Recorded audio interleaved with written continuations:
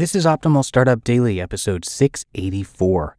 Passive Income and Side Gigs Make More Money in Less Time by Kalen Bruce of MoneyMiniBlog.com.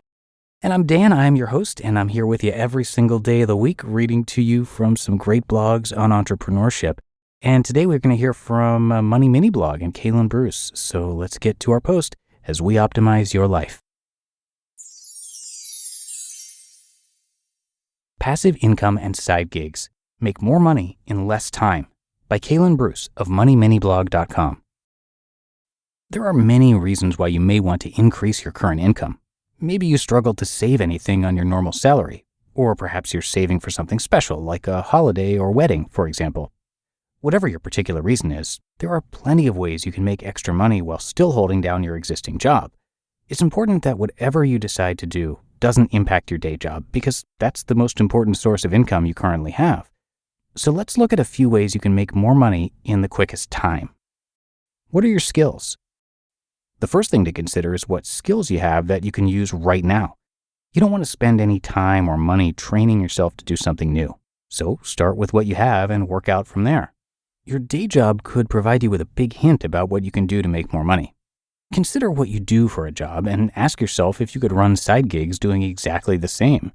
Maybe you're a bookkeeper or an admin assistant or perhaps a social media manager. Jobs like these are common on freelancer websites like Upwork, so think about whether your job is transferable to this kind of situation.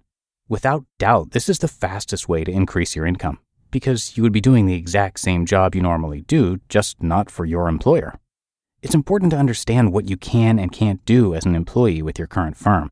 You don't want to fall foul of a clause in your employment contract that forbids you to work outside of your employment. Better to know without doubt than face disciplinary action in the future. Find a place for your skills. If you're clear to freelance, go to a site like Upwork and search for the skill that you have. You'll quickly be able to see if there are jobs doing what you do and if they pay the kind of money you want to earn. It's definitely worth figuring out the least amount you expect to be paid for your efforts before you decide to make the jump to side gigs. And remember that Upwork will take fees from every job you do. Let's say that you have skills, but they're more real world and aren't something you can do online. There are still plenty of opportunities to work outside of your normal day-to-day job. If you're a mechanic, for example, you would probably be able to find many customers who are looking to save money on big dealership fees when it comes to maintaining their vehicles. The same can be said for any people in the construction trades. If you can offer any kind of savings or added value that people don't get when dealing with larger companies, you'll find a willing market of people happy to line your pockets with extra income. That's all well and good for these people who have recognized skills and qualifications, but what if you're a low-skilled worker? You could argue that it's these people who need the resources to create extra revenue schemes because they're often paid a minimum wage and find it hard to make ends meet. Going beyond what you've done before. Side gigs such as child minding or dog walking are always in demand and can be a lucrative way of earning more money.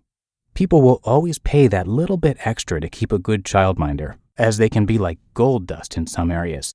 In a similar way, dog owners want to know that their beloved pets are in good hands, so trustworthy people are generally looked after.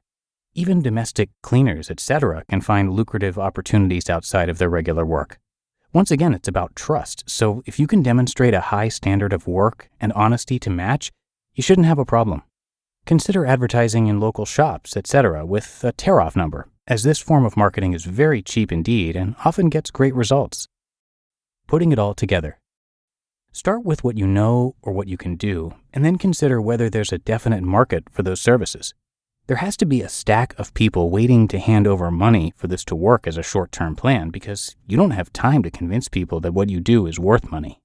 Consider where your market is, online versus real world, and how you can get yourself in front of them in the cheapest and fastest way possible.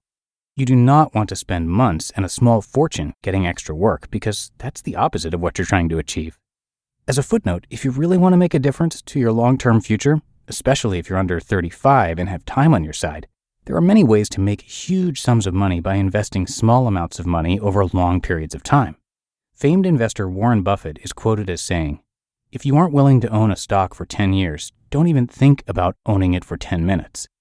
Short-term strategies are a great way to fix problems in the here and now, or earn extra income for specific goals. In order to realize much larger returns for your longer-term future, You'll need to have income to invest that you can completely forget about for as long as possible. A strategy that encompasses short, medium, and long-term investments is the magic formula. You just listened to the post titled Passive Income and Side Gigs Make More Money in Less Time by Kalen Bruce of MoneyMiniBlog.com. And thank you so much to Kalen. Kalen Bruce is the creator of MoneyMiniBlog, and he and his wife had $24,000 in debt, and they wanted to get out from under it, so he became a student of finances. They're now debt-free and building wealth, and he shares what he's learned over the years with you on MoneyMiniBlog.com.